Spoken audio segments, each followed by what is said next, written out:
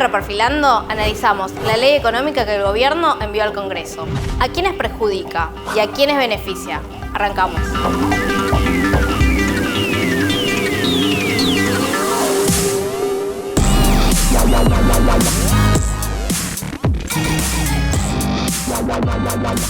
Bienvenidos a la edición número 15 de Reperfilando. Gracias a tu apoyo y a la realidad que no deja de darnos material, llegamos al último programa del año. En momentos en que el nuevo gobierno puso a votación la ley de emergencia económica, lo que hacemos se vuelve muy importante para explicar estas medidas económicas en un momento de crisis, desde una visión de la izquierda y por una salida a favor de los trabajadores. Si te gusta el programa, les pedimos que lo compartan y se suscriban a nuestro canal. Hoy analizamos el mega paquete económico que Fernández mandó al Congreso. Lucía nos va a contar qué implica la suspensión de la movilidad jubilatoria. También nos da su opinión Eugenio Semino, defensor de la tercera edad. Y Pablo te cuenta cuáles son los motivos por los que no se puede acompañar un programa a la medida de pagar la deuda. Por último, hacemos un breve repaso de los principales números de la economía en 2019. Quédate acá, en instantes hablamos de esto y mucho más. Reperfilate. Cuando asumió, Alberto Fernández dijo que invertiría las prioridades.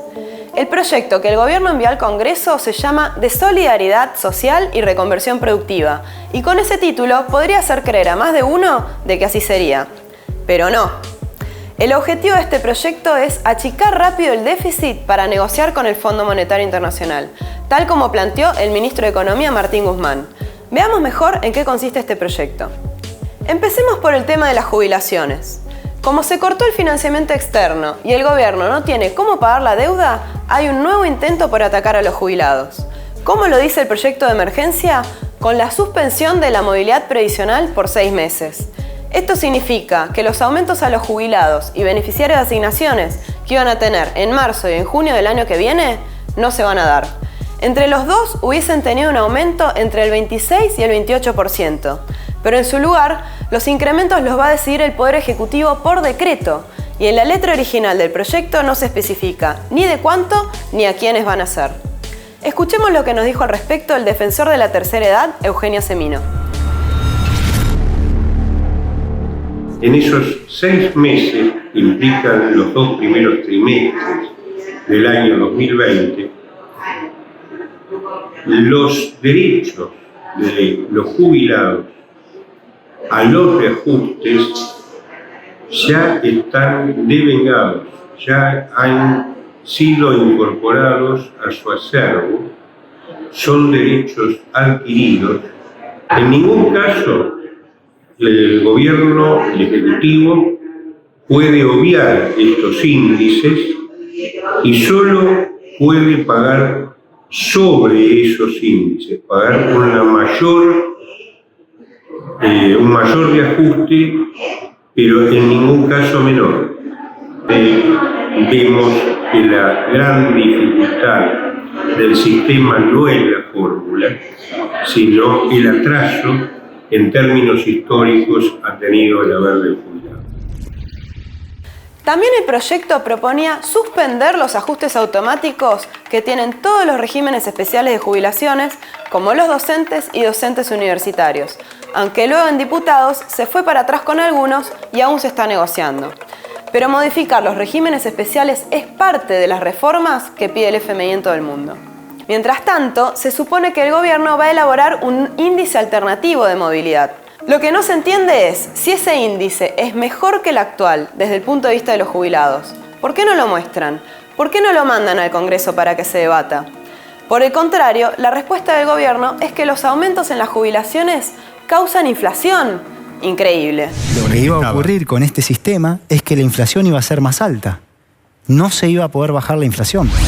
Miremos algunas pistas de por qué la suspensión de la movilidad es para recortar a los jubilados. Hoy el gasto en seguridad social, que se mueve automáticamente con ese índice, implica el 50% del gasto total del Estado.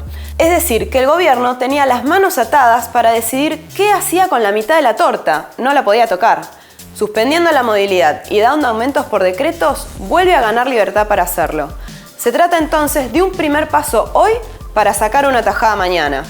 y una señal para los acreedores que están deseosos de quedarse con esa tajada. Si suponemos un escenario en donde la inflación bajase del 55% actual al 40% el año que viene, los jubilados hubiesen recuperado cerca de 10 puntos de su poder adquisitivo. Claro que aún así no recuperarían la pérdida del 25% que tuvieron en los últimos 4 años, pero sería la primera vez que este índice los iba a favorecer, y justo ahora lo cortan. ¿Y el bono? El bono a los jubilados y las asignaciones es necesario y urgente por la fuerte pérdida que hubo, pero sobre todo para quienes están recibiendo haberes de miseria.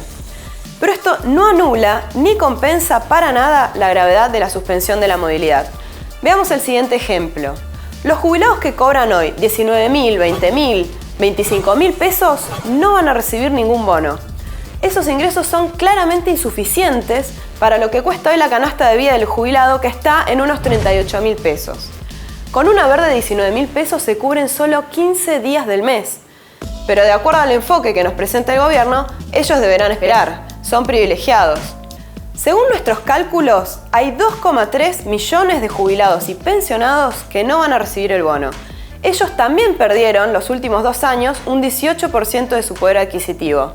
Y encima ahora salió un documento interno del gobierno en donde plantea este falso criterio de solidaridad. Hablarles de recuperar lo perdido y de invertir las prioridades con estas medidas sería un chiste de mal gusto. ¿Se acuerdan cuando Fernández planteó que iban a sacarle a los bancos para darle a los jubilados? Lo que le quise marcar a la gente es, si dejo de pagar a los bancos 10 días de interés en el IC, le puedo dar medicamentos a los jubilados gratis todo el año. Es incomprensible. Pero lo que quise marcarle a la sociedad es cómo se direccionan los fondos. ¿Qué hizo el gobierno? Reaccionó porque dice, no, tenemos que seguir pagándole a los bancos. Ah, bueno. Entre los bancos y los jubilados, yo me quedo con los jubilados. Aún con el bono, el 70% de las jubilaciones y pensiones van a estar por debajo de la canasta del jubilado, que es lo mínimo que se necesitaría para cubrir los gastos fundamentales. ¿Podría hoy llevarse la jubilación mínima a ese nivel y evitar que los haberes sigan siendo de miseria? Rotundamente sí. Aumentar las jubilaciones a 38.000 pesos implicaría prácticamente los mismos recursos que los intereses de deuda que vencen el año que viene y 1/3 de los vencimientos de capital. Además, el proyecto sigue avalando el desfinanciamiento del ANSES y la reducción de las contribuciones patronales, entre otras ventajitas impositivas a los empresarios. De mínima, se deberían restaurar las contribuciones al 33%, que era el nivel que tenían antes de las reformas menemistas de los años 90. Por otra parte, una vez más, el proyecto se propone echar mano del Fondo de Garantía de Sustentabilidad del ANSES. Miremos lo que advierte Eugenio Semino. También se observa que en el artículo 53 se plantea la posibilidad de pagar deuda con el Fondo de Sustentabilidad y Garantía. El Fondo de Sustentabilidad y Garantía, que llegó a tener en algún momento 63.000 millones de pesos, de dólares, y hoy tiene 23.000 millones de dólares, fue saqueado sistemáticamente por los gobiernos desde que se constituyó por decreto en el 2007 y desde que se incorporó el recurso de lo que era el fondo de AFJPs en el 2008. De lo que queda del fondo, lo que se requiere no es precisamente lo que plantea el artículo 53, sino lo que planteamos históricamente a través de todos estos años, desde 2008 para acá, es que vaya al único lugar seguro el recurso, que es el bolsillo del jubilado. El Estado argentino, que habla y piensa tanto en cómo queda con los acreedores externos, tiene 7 millones de acreedores internos que pusieron la plata por anticipado, que dejaron su sudor, que dejaron su esfuerzo en el país, y hoy se le devuelve solo monedas que no alcanzan ni para subsistir. Lo último, en la base del sistema previsional, para que haya buenas jubilaciones, se necesitan buenos salarios y condiciones laborales. Sin embargo, en promedio los trabajadores hoy ganan 22.000 pesos. Es menos de la mitad que lo que vale la canasta familiar que elabora la Junta Interna de ATINDEC. No se cubren ni 12 días del mes. ¿El proyecto de emergencia incluyó un aumento de salario para recuperar al menos lo que perdimos los trabajadores? Nada de ello. Todas esas medidas implicarían realmente invertir las prioridades. Recordemos que esto se da en el marco de reformas previsionales regresivas que se quieren imponer en todo el mundo, como estamos viendo en Brasil, la reforma de Bolsonaro que ya se aprobó, y en Francia, donde hay una que está siendo realmente rechazada en las calles. Ahora vamos a seguir con Pablo, que nos va a mostrar más claves de por qué este proyecto no invierte las prioridades. Te vamos a contar los 4 motivos por los cuales la izquierda rechaza la ley llamada de solidaridad social y reactivación productiva. Número 1. Es una ley que el ministro de Economía, Martín Guzmán, necesita para negociar con el FMI. No lo dice la izquierda, lo dice él mismo. Escúchalo. Con esto, si ustedes van a ver, se juntan con la gente del Fondo Monetario Internacional, le van a decir, bueno, aprobaron esta ley, nos sentamos a conversar. Si no se aprueba la ley, es difícil conversar. Lo que sucede es que cuando uno va a una conversación de esa naturaleza, tiene que mostrar que tiene un programa, que tiene un sendero, que puede establecer un sendero fiscal y externo que sea consistente con el cumplimiento de los nuevos compromisos que se asuman. Como vemos, Macri ya fue, pero el FMI se quedó. Y el gobierno de Alberto Fernández elaboró una ley para mostrarse como un buen alumno. Número 2. El primer criterio de la emergencia pública enviada al Congreso es la deuda.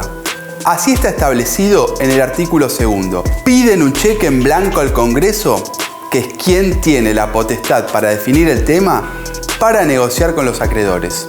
Se está convalidando una deuda tomada por el macrismo para beneficiar a unos pocos y empobrecer a la mayoría.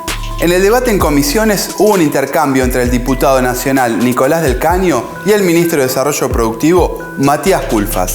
Míralo. Todos conocen nuestra postura alrededor del mecanismo del endeudamiento y particularmente alrededor de esta deuda impagable que nos deja el gobierno de Cambiemos y que ha significado una verdadera estafa. Creo que, también se ha llamado deuda odiosa, estas deudas ilegítimas que no benefician al pueblo, sino que beneficiaron a los especuladores con la fuga de capitales. Entonces acá se plantea desde el Vamos garantizar la sustentabilidad, y lo dijo el ministro Guzmán ayer, de los pagos de esa deuda pública, ¿no? Es decir, ni siquiera se plantea investigar la deuda. Por ejemplo, el bono a 100 años que emitió Caputo para beneficiar a un grupo inversor del que él formaba parte. Ni hablar el acuerdo con el Fondo Monetario Internacional, que ni siquiera pasó por el Congreso. Yo no soy abogado, pero entiendo que la idea de deuda odiosa refiere a gobiernos ilegítimos, dictaduras militares que endeudan los países sin tener la legitimidad para hacerlo. A lo mejor es una definición acotada, pero esto es lo que entendemos por deuda odiosa. Creo que es una discusión que no se corresponde con este periodo histórico. Creo que Argentina ha tenido un gobierno elegido democráticamente que, ante la situación de desequilibrios, optó, en lugar, como vemos nosotros, de apostar a un crecimiento de la actividad productiva, optó por ir tapando agujeros, tomando deudas. Culfas legitima la deuda tomada por el macrismo y dice que no se puede considerar odiosa. ¿Es verdad esto? Hace unas semanas entrevistamos en Reperfilando a Eric Toussaint, una de las personas que más estudió las deudas ilegítimas y odiosas en todo el mundo. Mirá lo que nos decía. Es un acto del FMI hostil a la nación argentina, al pueblo argentino. Por lo tanto, para mí se aplica la doctrina de la deuda odiosa. Cambio de gobierno y los dos criterios para definir una deuda odiosa. Y tengo que aclarar lo siguiente. según esa doctrina, la naturaleza del gobierno que tomó la deuda no importa. O sea, no importa si es una dictadura o un gobierno de carácter... Porque hay una interpretación falsa de la doctrina de la deuda odiosa. Dice que hay un tercer criterio, que es el régimen que tomó la deuda era despótico. Es falso. Es una deuda odiosa, pero en el artículo 57 de la Ley de Solidaridad se van a destinar 4.571 millones de dólares de las reservas del Banco Central a pagarla. Esto es 6 veces más que los fondos destinados al bono para los jubilados. No solo eso, la ley también habilita a usar fondos del ANSES, es decir, de los jubilados, para pagar la deuda. Número 3.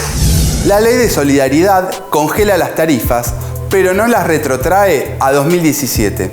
Vos sabés que la propuesta de la izquierda es terminar con el curro de las empresas privatizadas, para que sean empresas públicas porque proveen servicios que son un derecho de la población. No obstante, hace 1 año y medio se votó en el Congreso retrotraer los tarifazos a 2017. Es que el bolsillo del pueblo trabajador no aguanta más. En esa ocasión, muchos de quienes están en el frente de todos votaron a favor. Escuchá lo que decía Axel Kicillof en el debate. ¿Cuál será la corrupción, la ineficiencia y la competencia de un gobierno que aumenta 1.600 y lo único que sube no es ni la actividad ni la producción, no mejora nada, lo único que suben son los precios, se perjudica el salario real, se perjudican las jubilaciones y lo único que sube realmente mucho es la ganancia de las energéticas? Que vaya casualidad, todos socios de Macri, todos amigos de Macri. Inmediatamente que se aprobó esa ley, Macri la vetó. Porque el Frente de Todos, que ahora es gobierno, no retrotrae las tarifas. Para encontrar la respuesta, tal vez haya que mirar a vaca muerta. El gobierno quiere desarrollar el fracking para exportar hidrocarburos y obtener dólares para pagar la deuda. ¿Qué exigen las empresas? Exigen que sigan los tarifazos. El gobierno está incentivando a este sector a toda máquina.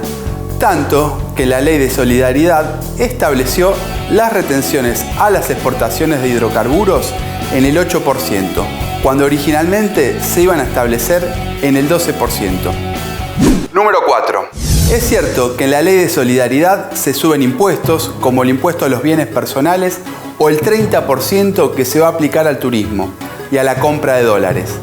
También se suben muy moderadamente las retenciones a las exportaciones agropecuarias. Pero el mayor peso de la suba de impuestos recae sobre la clase media. De hecho, algunas estimaciones indican que alrededor del 45% de la recaudación que va a obtener el Estado por la suba de impuestos se recaudará del impuesto al turismo y la compra de dólares.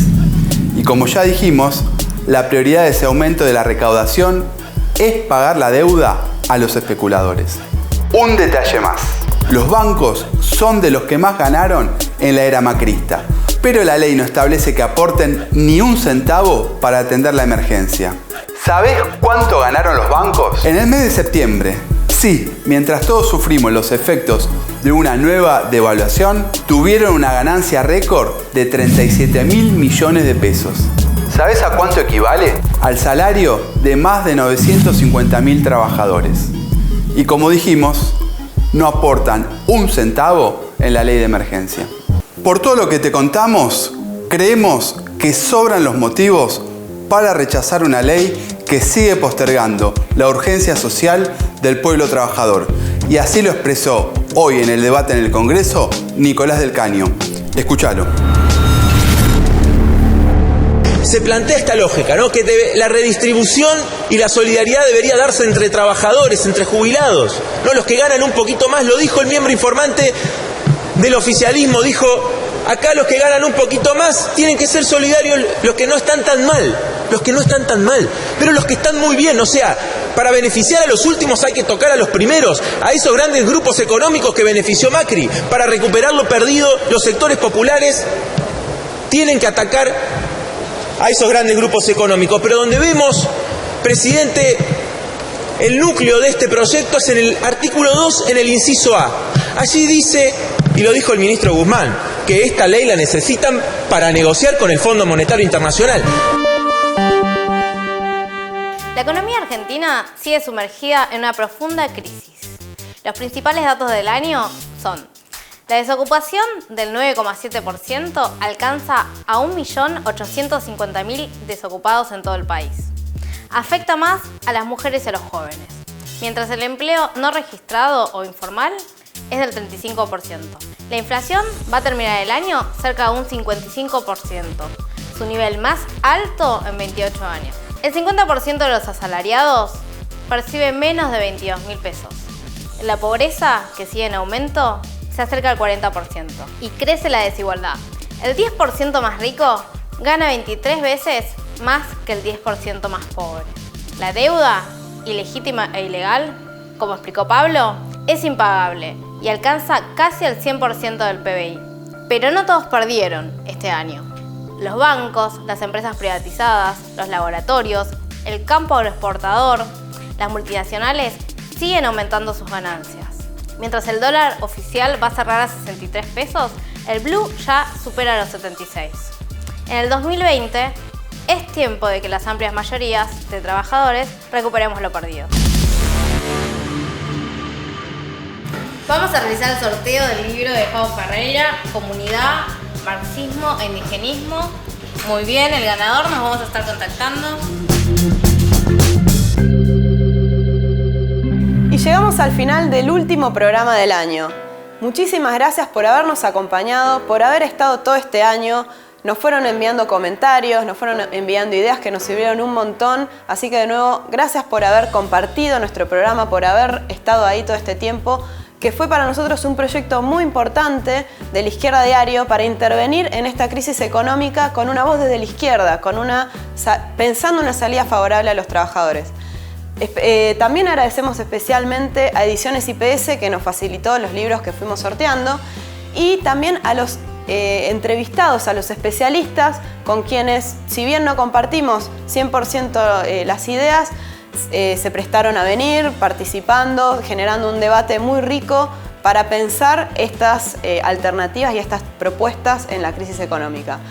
No se olviden de seguir nuestro canal de Reperfilando porque van a haber novedades y también vamos a seguir con este programa el año que viene. Así que nos vemos en el 2020. Reperfilate.